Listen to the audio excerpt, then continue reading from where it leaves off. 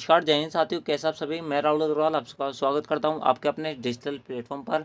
दोस्तों, आज की क्लास आप सबके लिए यहाँ पर बहुत ज़्यादा खास होने वाली है। अगर आपका आरसीटी का इस बार का एग्जाम है, जैसे कि आपको पता होगा कि अब आपके आरसीटी एग्जाम में ज़्यादा टाइम नहीं बचा है, बहुत कम समय बचा हुआ है, जिसके अंदर आप अपनी तैयारी को मजबूत कर सकते हो और आरसीटी के अंदर अच्छी परसेंटेज बना सकते हो। तो दोस्तों, आपकी उसी तैयारी को और मजबूत करने के लिए और बेहतर करने के लिए आज की क्लास आप सबके लिए यहाँ पर बहुत ज़्यादा खास होने वाली है। तो दोस्तों, इस वीडियो को शुरू से एंड तक जरूर देखना है। दोस्तों, इस वीडियो को लास्ट में हमें ये बात जरूर बताना कि आपके कितने क्वेश्चन सही हुए, ताकि हमें पता चले कि आपके कितने क्वेश्चन सही हो रहे हैं, कितने गलत हो रहे हैं। ठीक है, तो दोस्तों चलते हैं आपकी आज की इस वीडियो को, आज की इस क्लास के सबसे पहले क्वेश्चन पर।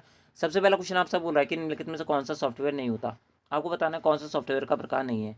सबसे पहला ऑप्शन रखा है वो आपको दे रखा है ऑपरेटिंग सिस्टम, एक प्रकार का सॉफ्टवेयर होता है, बिल्कुल होता है। कीबोर्ड नहीं होता। कीबोर्ड क्या होता है? कीबोर्ड तो हार्डवेयर होता है। छू सकते हैं? नहीं छू सकते, बिल्कुल छू सकते हैं।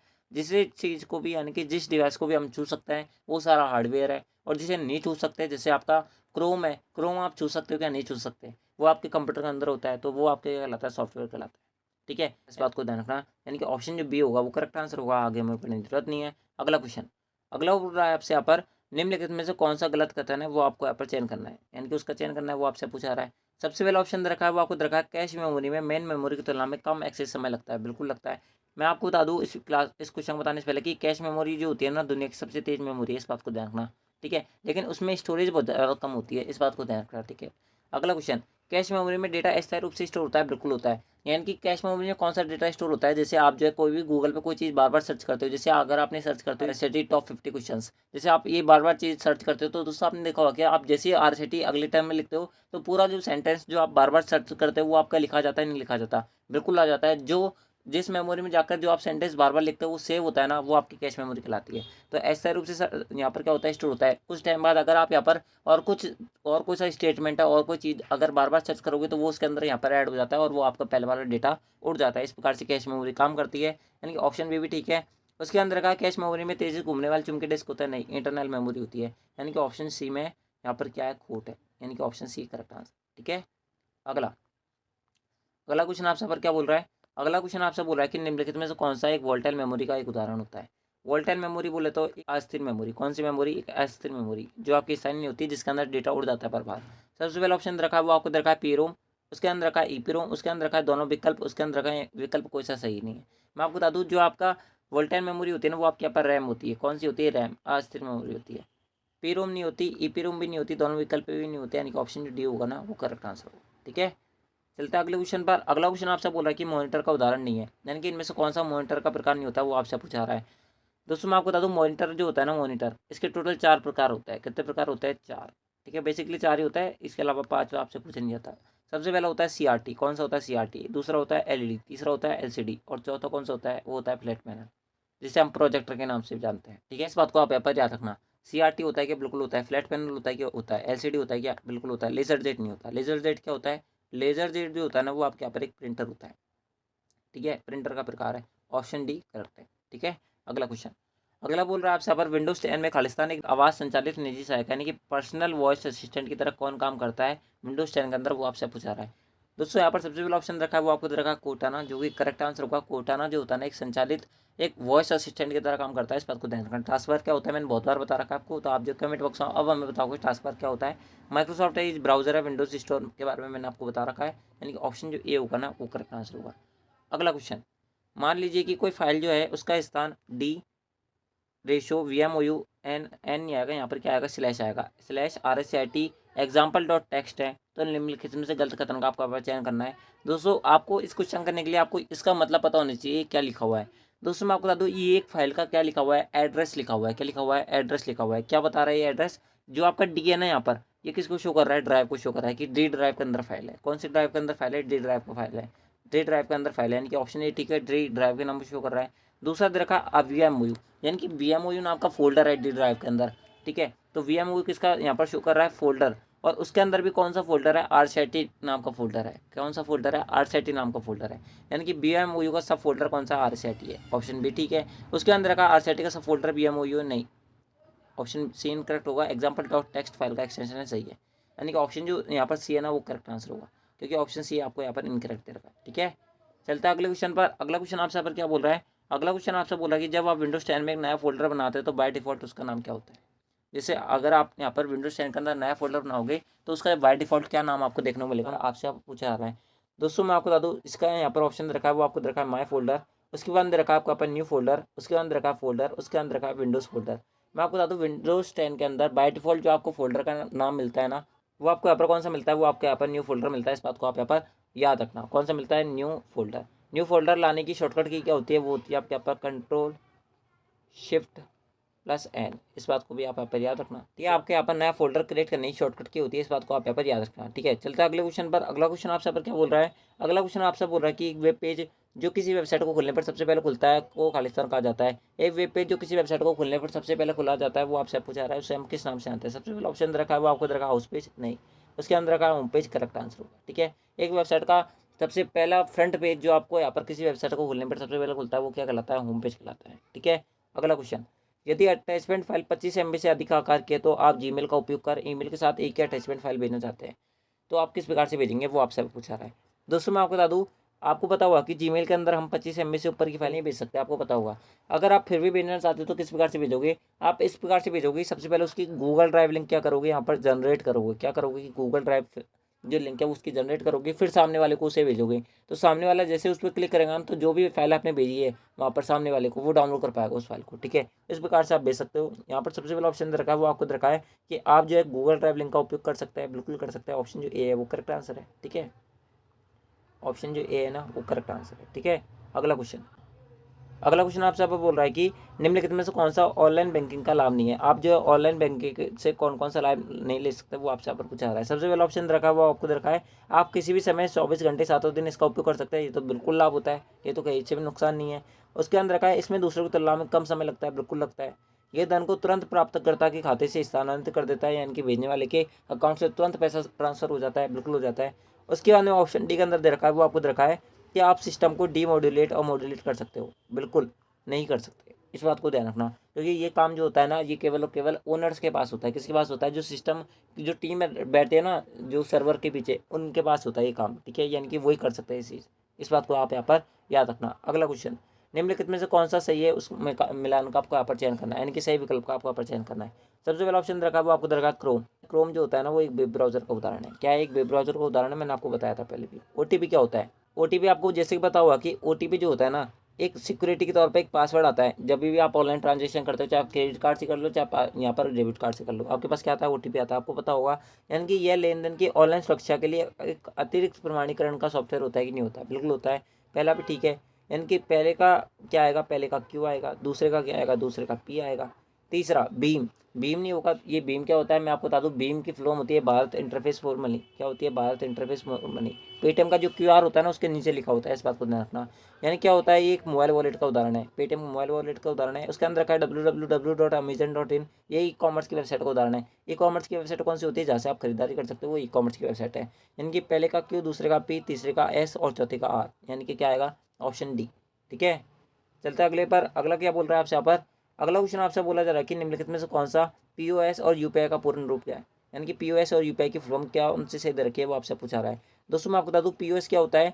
POS जो आपके शॉपिंग मॉल के अंदर क्रेडिट कार्ड और डेबिट कार्ड स्वाइप करने की जो मशीन होती है ना, हम उसे POS कहते हैं, इस बात को ध्यान रखना। और UPI आप जानते हो, POS की फुल फॉर्म होती है पॉइंट ऑफ सेल। क्या होती है, पॉइंट ऑफ सेल। ठीक है, और UPI की फुल फॉर्म होती है यूनिफाइड पेमेंट इंटरफेस। यानी कि ऑप्शन बार बात करें, पॉइंट ऑफ स्केल नहीं, पॉइंट पेमेंट ऑफ सेल नहीं, point of sale unified payment interface, option जो सी है वो करेक्ट है। ठीक है, अगला, अगला बोल रहा है आपसे यहाँ पर थोड़ा सा ब्लर हो गया क्वेश्चन, मैं इसको सही कर देता हूँ। अगला क्वेश्चन आपसे बोल रहा है कि निम्नलिखित में से कौन सा MOOC पोर्टल का उदाहरण है, यानी कि आपको बताना है कि MOOC पोर्टल का कौन सा उदाहरण है, वो आपसे पूछा रहा है। दोस्तों मैंने आपको कल वाली क्लास के अंदर भी बताया था कि MOOC पोर्टल कुछ नहीं होता, एक एजुकेशन से रिलेटेड क्या होता है, पोर्टल होता है। इसके अंदर तुक्का बिड़ाना भी मैंने आपको सिखाया था, किस प्रकार से तुक्का बिड़ाते हैं हम। ठीक है, MOOC की फुल फॉर्म जो है आप कमेंट बॉक्स में अब हमें बताओ क्या बताई थी मैंने आपको। ठीक है, उदय सिटी इसको छोड़ते हैं, हमें नहीं पता है क्या है क्या नहीं है। भीम क्या होता है, पेटीएम संबंधित होता है, एजुकेशन से रिलेटेड कुछ ही नहीं होता, यानी कि ऑप्शन बी भी करेक्ट है। Twitter social media, MS word document बनाने काम आता है, बच्चा कौन, ऑप्शन नहीं करेक्ट है। ठीक है, इस प्रकार से तुक्का लगाते हैं। अगला क्वेश्चन, अगला क्वेश्चन आपसे बोल रहा है कि निम्नलिखित में से कौन सी जानकारी आधार कार्ड से संबंधित नहीं है, यानी कि आधार कार्ड के अंदर कौन सी जानकारी आपको देखने को नहीं मिलती, वो आपसे पूछा रहा है। व्यक्ति का नाम, खुद का नाम आपको मिलेगा, फोटोग्राफ आपकी फोटो मिल जाएगी, आइरिस स्कैन में मिलता है। आइरिस स्कैन क्या होता है, आइरिस स्कैन जब आपका आधार कार्ड बनता है ना, तो आपकी फिंगरप्रिंट और आंखों का यहाँ पर क्या लिया जाता है, यहाँ पर स्कैन किया जाता है, वो आपके कहलाता है आइरिस स्कैन कहलाता है। ये भी आपका यहाँ पर होता है, ये CVV नंबर नहीं लिया जाता। सीवीवी नंबर किसमें होता है? क्रेडिट कार्ड और डेबिट कार्ड के पीछे 3 अंकों का जो डिजिट होता है ना, उसे हम सीवीवी नंबर बोलते हैं। इसकी फुल फॉर्म होती है कार्ड वैल्यू वेरिफिकेशन। इस बात को भी आप यहाँ पर याद रखना। ऑप्शन जो सी है, ऑप्शन जो डी है वो करेक्ट आंसर है। ठीक है, क्लियर हुआ होगा ये क्वेश्चन। अगला क्वेश्चन, अगला बोल रहा है आपसे यहाँ पर NSDL वेबसाइट मुख्य रूप से संबंधित है, यानी कि NSDL वेबसाइट क्या काम ली जाती है वो आपसे पूछा रहा है। दोस्तों मैं आपको बता दूँ, NSDL वेबसाइट जो होती है ना, इससे रिलेटेड मैंने आपको बहुत सारे क्वेश्चन कराए हैं। एंड दोस्तों मैंने आपको हर बार बताया कि NSDL वेबसाइट आपको कहीं दिख जाए या फिर पैन कार्ड आपको दिख जाए तो दोस्तों ये दोनों आपस में कैसे आगे भाई बहन है, इस बात को ध्यान रखना है। यानी कि पैन कार्ड से रिलेटेड जो भी काम होता है वो सब NSDL वेबसाइट पर होता है, यानी कि पैन कार्ड एप्लीकेशन और अपडेशन से ये संबंधित है, यानी कि ऑप्शन जो ए है वो करेक्ट है। ठीक है, अगला, खालिस्तान मोबाइल ऑपरेटिंग सिस्टम का एक उदाहरण है, यानी कि कौन सा मोबाइल ऑपरेटिंग सिस्टम होता है वो आपसे पूछा रहा है। सबसे पहला ऑप्शन दे रखा है वो आपको दे रखा है विंडोज़ 98 नहीं होता। उसके बाद दे रखा है आपको यहाँ पर एंड्रॉइड ऑपरेटिंग सिस्टम, बिल्कुल होता है। एंड्रॉइड मोबाइल आप चला रहे होंगे वही आपका यहाँ पर ऑपरेटिंग सिस्टम, ऑप्शन भी करेक्ट है। अगला, अगला क्वेश्चन मैं आपको बताऊँ इससे पहले अगर किसी भाई बहन ने अब तक वीडियो को लाइक नहीं करना तो मेरा भाई वीडियो को लाइक जो करे, चैनल को सब्सक्राइब जो करे, सब कुछ आपके लिए, हमारे लिए कुछ भी नहीं है, इस बात को आप यहाँ पर याद रखना। आप सबके लिए यहाँ पर टेलीग्राम पर PDF रेगुलर अपलोड हो रही है, अगर आपने अब तक उनको नहीं देखा तो उनको जरूर देखें। एंड दोस्तों अपनी तैयारी को यहाँ पर मजबूत करें। एंड दोस्तों चेक करें कि आपको कितना पता है कितना नहीं पता, आप कैसा परफॉर्म जो है पेपर के अंदर करने वाले हो, ये चीज़ के बारे में भी आपको यहाँ पर पता चल जाएगा। ठीक है, अगला क्वेश्चन आपसे बोल रहा है कि गूगल मैप्स का उपयोग क्या है, यानी कि गूगल मैप्स किस काम में आता है वो आपसे पूछा रहा है। बहुत नॉर्मल सा क्वेश्चन है, आपको पता होगा कि स्थान का पता लगाने के लिए हम इसका इस्तेमाल करते हैं। ऑप्शन ए करेक्ट है, आगे हमें पढ़ने की जरूरत ही नहीं पड़ी। अगला क्वेश्चन आपसे बोल रहा है कि खालिस्तान एंड्रॉइड डिवाइस में स्क्रीन लॉक विकल्पों में से एक है, यानी कि कौन सा स्क्रीन लॉक आपको अपने एंड्रॉइड मोबाइल के अंदर मिल जाता है देखने को, वो आपसे पूछा रहा है। सबसे पहला ऑप्शन रखा है वो आपको रखा है ब्राउजर, नहीं तो वेबसाइट खोजने का मतलब ये काम नहीं आएगा। यूसी ब्राउजर ये भी नहीं मिलता। हॉटस्पॉट आपको पता होगा, ये भी आंसर नहीं होगा, यानी कि ऑप्शन डी है करेक्ट है। स्वाइप वाला आपको यहाँ पर क्या मिलता है, स्क्रीन लॉक मिलता है। आई होप आपको ये सारी चीज़ें पता होंगी। ठीक है, बिल्कुल बेसिक सा क्वेश्चन था। अगला क्वेश्चन, MS वर्ड 2010 में खालिस्तान कुंजी कर्सर के बाएं ओर के अक्षर को मिटा देती है और खालिस्तान कुंजी कर्सर के दाएं ओर के अक्षर को मिटा देती है। यानी कि मान लो कि आपका कर्सर ये है, यहाँ पर रखा हुआ है, अगर आपको यहाँ पर ऐसी कौन सी की दबाऊं जिससे, अगर मान लो कि मेरा यहाँ पर R लेटर लिखा हुआ है और यहाँ पर E लेटर लिखा हुआ है, अगर मुझे A वाला हटाना है तो दोस्तों आपका यहाँ पर कर्सर है, आप कौन से बटन दबाओ कि आपका ए वाला लेटर हट जाए और कौन सा बटन दबाओ जो आप यहाँ पर R लेटर हट जाए। तो दोस्तों आपको इसको हटाने के लिए, अगर आपको यहाँ पर राइट हैंड वाला हटाना है ना, तो दोस्तों आपको यहाँ पर डिलीट की दबानी पड़ती है, इस बात को ध्यान रखना। कौन सी की, डिलीट की भी। और अगर आपको लेफ्ट हैंड वाला हटाना है तो दोस्तों आपको यहाँ पर बैक स्पेस दबाना पड़ता है। ठीक है, बैक स्पेस दबाना पड़ता है, इस बात को ध्यान रखना। दोस्तों आप बात कर लेते हो ऑप्शन की, यहाँ पर क्वेश्चन के अंदर बोला जा रहा है कि बाएं ओर का अक्षर मिटाना, बाएं ओर बोले तो लेफ्ट हैंड वाला हटाना, तो कौन सा बटन दबाना पड़ेगा, बैक स्पेस। सबसे पहले बैक स्पेस आएगा, डायरेक्ट बैक स्पेस नहीं आएगा। देख लो दोस्तों इसके अंदर यहाँ पर कंफ्यूज करने के लिए दोनों ऑप्शन दे रखे हैं, कंट्रोल प्लस ऑल्ट भी नहीं आएगा, बैक स्पेस एंड डिलीट इसका इस्तेमाल करेंगे, यानी कि ऑप्शन जो सी है वो करेक्ट। ठीक है, अगला क्वेश्चन आपसे बोल रहा है कि MS वर्ड में फॉर्मेट पेंटर की शॉर्टकट की क्या होती है। MS वर्ड में फॉर्मेट पेंटर आप किस प्रकार से ला सकते हो वो आपसे पूछा रहा है। आपको पता होगा कि फॉर्मेट पेंटर की जो शॉर्टकट की होती है ना, वो होती है कंट्रोल शिफ्ट प्लस सी। क्या होती है, कंट्रोल शिफ्ट प्लस सी, कंट्रोल शिफ्ट प्लस सी, ऑप्शन बी करेक्ट। ठीक है, आपको डायरेक्ट याद रखनी पड़ेगी, इसका तो कोई इलाज ही नहीं है यहाँ पर। अगला क्वेश्चन आपसे बोल रहा है कि MS वर्ड 2010 में हाइपरलिंक कैसे खोले, यानी कि अगर आपके डॉक्यूमेंट के अंदर कोई हाइपरलिंक आपने इंसर्ट कर रखी है या फिर सामने वाले ने इंसर्ट करके दिए तो आप किस प्रकार से उसे खोल सकते हो। दोस्तों मैं आपको बता दूँ हाइपरलिंक इंसर्ट करने की शॉर्टकट की क्या होती है, वो तो आप हमें कमेंट बॉक्स में आप बताओगे। ठीक है, और अगर आप यहाँ पर हाइपरलिंक इंसर्ट की हुई है और आप अगर इसे खोलना चाहते हो तो दोस्तों आपको क्या करना पड़ेगा, सबसे पहले कंट्रोल को होल्ड करके रखना पड़ेगा, उसके बाद में माउस से उस लिंक पर क्लिक करना पड़ेगा, तब वो लिंक खुल जाएगी। इस प्रकार से हाइपरलिंक को खुलता है। केवल हाइपरलिंक पे क्लिक करके नहीं खुलती, ऑल्ट होल्ड करके भी नहीं खुलती, शिफ्ट कुंजी को होल्ड करके भी नहीं खुलती, यानी कि कंट्रोल कुंजी को दबाए फिर हाइपरलिंक पे क्लिक करें, आपकी हाइपरलिंक खुल जाएगी, यानी कि ऑप्शन डी करेक्ट। ठीक है, याद रखना पड़ेगा। अगला क्वेश्चन आपसे बोला कि जब आप विंडोज 10 में एक प्रोजेक्टर को कंप्यूटर से कनेक्ट करते हैं तो आपके पीसी स्क्रीन के लिए कनेक्शन विकल्प कंप्यूटर स्क्रीन और प्रोजेक्टर स्क्रीन के विभिन्न प्रदर्शन सामग्री को प्रदर्शित करता है।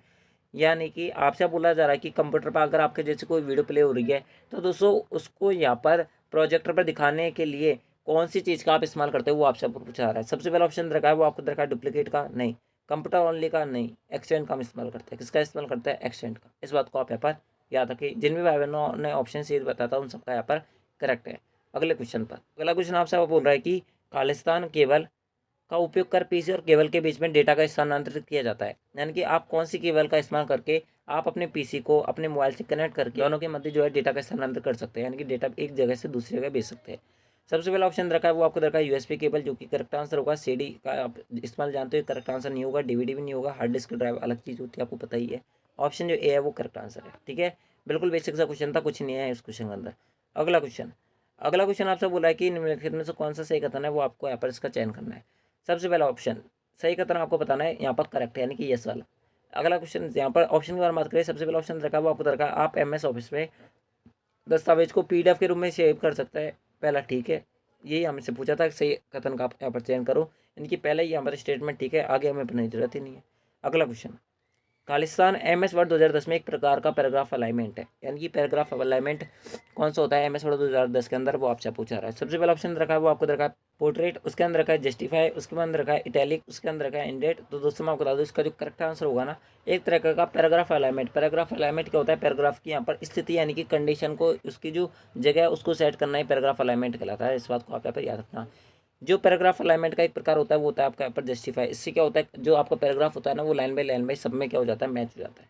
ठीक है, यानी कि ऑप्शन जो बी होगा वो करेक्ट आंसर होगा। अगला क्वेश्चन आपसे बोल रहा है कि MS एक्सेल 2010 में यदि आपके किसी सेल विशेष सेल में एक फॉर्मूला लागू करते हैं, मान लो कि MS एक्सेल की शीट खुली हुई है, इसके अंदर आपने जैसे किसी सेल के अंदर आपने क्या किया, यहाँ पर फॉर्मूला लागू किया और उसमें जो रिजल्ट है, परिणाम जो है वो हैज़ एज प्रदर्शित होता है। तो उसका क्या मतलब है, इसका मतलब ये है, मैं आपको बता दूँ इसका मतलब क्या होता है। इसका मतलब ये होता है कि वो जो सेल है ना उसके अंदर जो रिजल्टेंट वैल्यू आई है आपकी, उसको शो करने के लिए जगह कम पड़ रही है। क्या कम पड़ रही है, जगह कम पड़ रही है, यानी कि स्पेस कम पड़ रहा है, यानी कि सेल की जो साइज है वो छोटी है। इसका मतलब ये होता है। आपको यहाँ पर सबसे पहला ऑप्शन रखा है वो आपको रखा है आप गलत फॉर्मूला लगा रहे हैं, नहीं, आपको फॉर्मूला का लॉजिक गलत है, ये भी इनकरेक्ट है। आप फॉर्मूला को फॉर्मूला बार में नहीं डाल सकते, ये भी इनकरेक्ट हुआ। ऑप्शन डी के अंदर देखा वो आपको देखा है कि फॉर्मूला का जो परिणाम है यानी कि रिजल्ट जो है सेल की में प्रदर्शित करने के लिए बहुत बड़ा है, ये करेक्ट आंसर। ठीक है, ऑप्शन डी है वो करेक्ट आंसर है। अगला क्वेश्चन आपसे बोल रहा है कि MS एक्सेल 2010 में फॉर्मूला बराबर लैन इन्वर्टेड कॉमा VMOU@RCIT का परिणाम क्या होगा, यानी कि इसकी रिजल्टेंट वैल्यू क्या होगी, वो आपसे पूछा रहा है। सबसे पहला ऑप्शन रखा है वो आपको रखा है 14, उसके अंदर रखा है 11, उसके अंदर रखा है 10, उसके अंदर रखा है 12। किस प्रकार सॉल्व करोगे मैं आपको बता दूँ। इसके अंदर आपको कुछ नहीं करना है। इस फॉर्मूले का मतलब ये होता है कि इसके अंदर जो इन्वर्टेड कॉमा के अंदर जो भी लिखा गया है, इनके अंदर टोटल कितने वर्ड्स का इस्तेमाल किया गया है वो ये आपसे आप पूछा रहा है। VMOU के अंदर टोटल 4 वर्ड है, @ खुद एक वर्ड है, और RCIT के अंदर टोटल 5 वर्ड है। कितना रिजल्ट आया, 10। ये correct answer, option C correct है। ठीक है, अगला क्वेश्चन आपसे बोल रहा है कि MS पावरपॉइंट 2010 में स्लाइड ट्रांजिशन और एनिमेशन इफेक्ट के बीच में क्या अंतर होता है।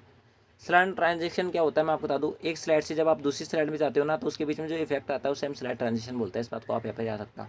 यानी कि स्लाइड ट्रांजिशन किस पे लागू होता है, ये आपके यहाँ पर पूरी स्लाइड पे लागू होता है। किस पे लागू होता है, पूरी स्लाइड पे लागू होता है। और एनिमेशन इफेक्ट क्या होता है, आपने देखा होगा कि बहुत सारे रील बनाने वाले जो क्रिएटर होता है ना, उनकी जैसे वो बोलते रहता है और उसके पीछे कोई टेक्स्ट आ रहा होता है या फिर कोई आपके यहाँ पर इमेज वगैरह आ रही होती है, वो क्या कहलाता है, वो आपके यहाँ पर एनिमेशन इफेक्ट कहलाता है। यानी कि स्लाइड ट्रांजिशन पूरी स्लाइड पर लागू किया जाता है, जबकि एक स्लाइड पर ऑब्जेक्ट, पार्ट, चित्र आदि पर एनिमेशन प्रभाव लागू होता है। यानी कि एक स्लाइड के अंदर क्या होता है, वो आपके यहाँ पर एनिमेशन इफेक्ट लागू होता है। इस बात को आप यहाँ पर याद रखना। यानी कि ऑप्शन जो ए होगा ना वो करेक्ट आंसर होगा। ठीक है, अगला क्वेश्चन आपसे पर क्या बोल रहा है, अगला क्वेश्चन आपसे बोल रहा है कि खालिस्तान राजस्थान सरकार द्वारा क्लाउड आधारित भंडारण समाधान है। यानी कि आपको बताना है कि राजस्थान सरकार द्वारा कौन सा क्लाउड स्टोरेज प्लेटफॉर्म आपको प्रदान किया गया है, वो आपसे पूछा रहा है। सबसे पहला ऑप्शन रखा है राजीव वॉलेट, करेक्ट आंसर होगा। ई ज्ञान नहीं होगा, RPSC एक विभाग है, डिपार्टमेंट है, ये आंसर नहीं हो सकता। राजस्थान ई सैन भी नहीं है, ऑप्शन जो ए है वो करेक्ट है। राजीव वॉलेट क्या होता है, इसके अंदर आप अपने जैसे आपका आधार कार्ड हुआ, आपके जो लाइसेंस वगैरह हुआ, इसकी कॉपी आप रखते हो, ताकि आप जैसे आपके यहाँ पर कोई पुलिस वाले ने पकड़ लिया, नहीं ट्रैफिक पुलिस वाले ने पकड़ लिया, तो दोस्तों आप उसको दिखाओगे ना तो दोस्तों वो वैलिड माना जाता है। इस बात को आप यहाँ पर याद रखना। ठीक है, अगला क्वेश्चन आपसे बोला कि एक छात्र है खालिस्तान का उपयोग कर अपने विश्वविद्यालय की ऑनलाइन शुल्क को जमा करा सकता है। यानी कि आप मान लो कि यहाँ पर क्या हो, एक स्टूडेंट हो, यानी दोस्तों आप जो अपने यहाँ पर फीस जमा कराना चाहते हो ऑनलाइन, तो किस प्रकार से करा सकते हो, वो आपसे पूछा रहा है। आधार कार्ड के जरिए करा सकते हो क्या, नहीं, पैसा तो चाहिए यहाँ पर जमा कराने के लिए। फार्मेसी कार्ड इसके थ्रू भी नहीं करा सकते, ई मित्र के थ्रू करा सकते, ऑप्शन सी करेक्ट है। ठीक है, अगला क्वेश्चन है दोस्तों, ये लास्ट एंड फाइनल क्वेश्चन है, इसके बाद में आपका एक क्वेश्चन नहीं बचेगा। एंड दोस्तों आपको एक क्लास कैसे लगी वो आप हमें कमेंट बॉक्स में जरूर बता देना। एंड दोस्तों इसका मैं आपको आंसर बताऊँ उससे पहले, अगर किसी वेबिनार तक वीडियो क्लिक नहीं किया तो मेरे भाई वीडियो को लाइक जो करे, चैनल को सब्सक्राइब जो करे, सब कुछ आपके लिए किया जा रहा है। हमारे लिए इसके अंदर कुछ ही नहीं है, कुछ भी बेनिफिट नहीं है, 1 रुपये का हमारे पास बेनिफिट नहीं हो रहा है इससे। इस बात को आप यहाँ पर याद रखें। तो दोस्तों अगर किसी वेबिनार तक वीडियो क्लिक नहीं करना तो मेरे भाई वीडियो को लाइक जरूर करे। ठीक है, लास्ट टाइम फाइनल क्वेश्चन की तरफ बढ़ते हैं। दोस्तों लास्ट टाइम फाइनल क्वेश्चन अंदर आपसे बोला जा रहा है कि खालिस्तान IP पते का डोमेन नाम के अंदर अनुवाद करता है। यानी कि IP एड्रेस को डोमेन नाम के अंदर कन्वर्ट करने वाले सिस्टम को, यानी कि चीज़ को हम क्या बोलते हैं, आप इस प्रकार समझ सकते हो। मैं आपको बता दूं यहाँ पर सबसे पहला ऑप्शन रखा है वो आपको रखा है DNS, उसके अंदर रखा है URL, उसके अंदर रखा है NTFS, उसके अंदर रखा है ISO। मैं आपको बता दूँ ISO एक मानक होता है, एक स्टैंडर्ड होता है, ये आंसर नहीं होगा। NTFS new technology file system इसकी फुल फॉर्म होती है, ये आंसर नहीं होगा। URL के बारे में मैंने आपको बहुत डिटेल के अंदर वाली क्लास के अंदर बताया था, अगर आपने वो वाली क्लास नहीं देखी तो उसको देख लेना। बात करें DNS की, ये करेक्ट आंसर होगा। DNS की फुल फॉर्म होती है डोमेन नेम सिस्टम। क्या होती है? डोमेन नेम सिस्टम, ये करेक्ट आंसर है। ठीक है, तो दोस्तों इस प्रकार से ये था आपके यहाँ पर RCET के मोस्ट इंपॉर्टेंट क्वेश्चन, जो कि मैंने आपको बहुत कम समय के अंदर कराने का ट्राई करा है। आई होप आपको सारे क्वेश्चन समझ बैठे होंगे। आपको एक क्लास कैसी लगी वो आप हमें कमेंट बॉक्स में जरूर बता देना। अगर आपको वीडियो थोड़ी सी भी अच्छी लगी ना, तो दोस्तों आप जो है इस वीडियो को लाइक जो करें, चैनल को सब्सक्राइब जो करें, अपने फ्रेंड्स के साथ जरूर शेयर करें जिनका RCET का इस बार का एग्जाम है। और अपने ग्रुप के अंदर, यानी कि आपका जो इंस्टीट्यूट है उसके अंदर जितने भी ऐसे बच्चे जिनका RCET का इस बार का एग्जाम है, उनको ये वीडियो जरूर शेयर करें, ताकि उनकी कम समय में अच्छे परसेंटेज बन सके और अच्छी तैयारी उनकी हो सके। आपका एक भी क्वेश्चन बाहर से नहीं आएगा, इस बात की मेरी गारंटी है। ठीक है दोस्तों, आज की इस क्लास के अंदर बस इतना ही। अगर आपने पहले वाली क्लास नहीं देखी तो आप देख लेना, आपको इसी चैनल की प्लेलिस्ट में अब तक की सारी वीडियोस देखने को मिल जाएंगी। PDF आपको टेलीग्राम चैनल से मिलेगी, अगर आपने अब तक ज्वाइन नहीं किया तो उसको ज्वाइन कर लेना। तो दोस्तों आज की इस क्लास के अंदर बस इतना ही, मिलता है आपकी नेक्स्ट RCET वाली क्लास के अंदर। जब तक ले जय हिंद, जय भारत, जय Hindustan. Thanks for watching, thank you.